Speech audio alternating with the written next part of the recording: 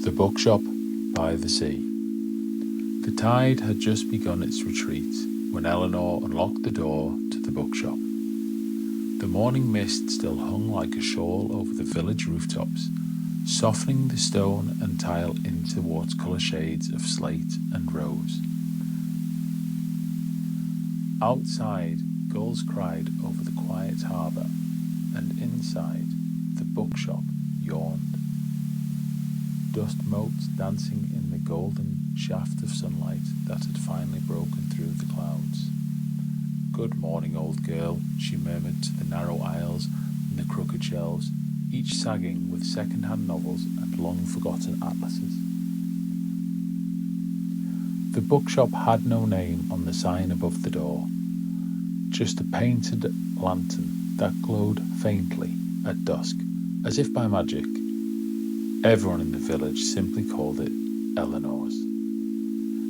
She ran it alone, ever since her husband Martin had passed. The villagers said she was quiet, kind, and a little mysterious. Some said she only sold books that people needed, even if they didn't know it yet. One rainy afternoon, as she was dusting a shelf in the travel section, her hand brushed a book she didn't recognize. Bound in a navy blue leather with no title, it was heavier than it looked. She opened it carefully. Inside, only one thing: a letter, handwritten in elegant ink. "To the reader," it began, "this is a map. Though it will not show you places, it will show you feelings you've forgotten. Each chapter, a memory." Eleanor turned the page. The next chapter was titled "The Seaside Afternoon." She read, "The waves were low that day. A boy built a sandcastle with a moat so wide it filled with the sea.